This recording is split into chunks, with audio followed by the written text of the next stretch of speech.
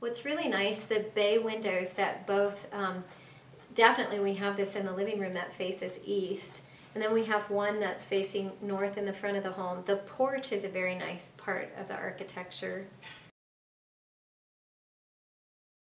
I know just some of the embellishments that are lost in today's architecture. I know that when I was mowing the lawn, I'd look up and look at the plaster work on the gables, or the stucco, and then I'd notice that they had taken bottles and broken glass, really thick glass, and over time they had pushed it into that part of the home, but over time it's discolored, so you have blues and greens, purples, and thinking how pleasing that was and how artistic to do that. From what we know, it was built between 1888 and 1889 by Walter Ware. He was the architect. It was built for C.P. Arnold and his wife. C.P. came to Laramie as a young boy and, on one of the first trains in the late 1860s. His wife apparently came on the very first train with her father. They met, they married in 1887, and they bought this lot that same year in 1887.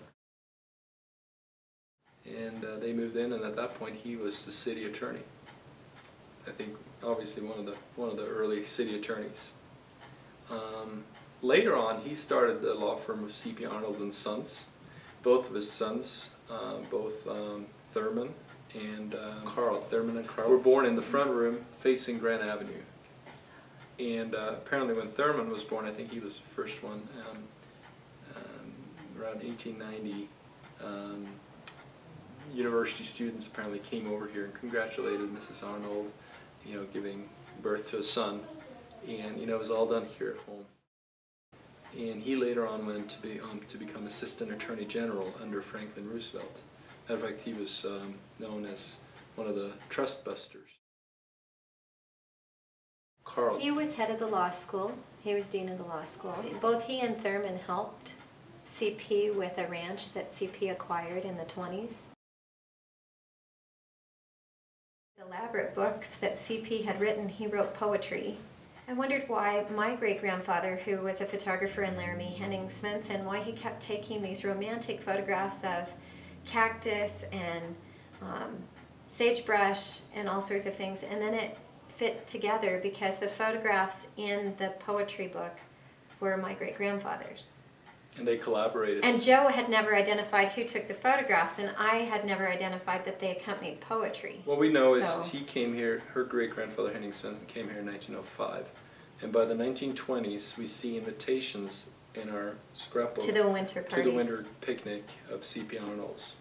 What we also know is in 1925, when Henning finished the office building that we today occupy on the corner of 3rd and Ivinson, C.P. Arnold and Sons was one of the first tenants upstairs. So not only did we live in C.P. Arnold's home, but where my office is, upstairs is where his law firm was. We think from what we've been told that the Arnold family was sort of the epicenter of politics in Laramie at the time. And so it was sort of a gathering place where they would tell stories, recite poetry, sing songs, and apparently just a very fun group of people. Everything we've heard of C.P. Arnold is that he was just, a firecracker.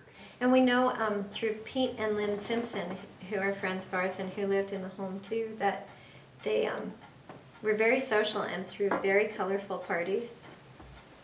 And that's why Lynn decided to live in the home, is that she heard all these stories from Mrs. Arnold, and so she and Pete decided that they would then move into the home. Pete and Al are folk heroes to us in Wyoming. We love them, the two brothers. Their father, Millward Simpson, was governor in Wyoming in the 1950s.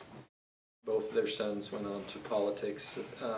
Al Simpson, of course, is a U.S. Senator. Pete Simpson is a Wyoming Senator. And both been closely affiliated with the University of Wyoming over the years. And they purchased this house in 1990 and lived here until Pete semi-retired from UW. I said semi-retired because he's been continuing to teach. But when we bought the house from them in August 2000, they, came with the best deal ever because we got them as part of our deal. They would rent the little house from us. They signed a 3-year lease on the little house in the back. The house is very charming.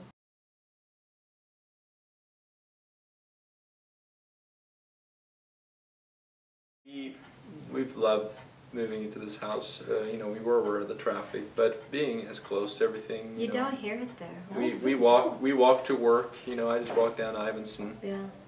Our daughter goes to school at lab school at UW. I really love being a block from campus. It's wonderful. That's a blessing. We really feel a quality of life here. You hop in the car and 10 minutes away you're cross-country skiing. We really enjoy how there's a connectiveness to where we live. Evan's been on business trips far away, but you can stand in an elevator and all of a sudden you're talking to somebody who has a connection to Laramie.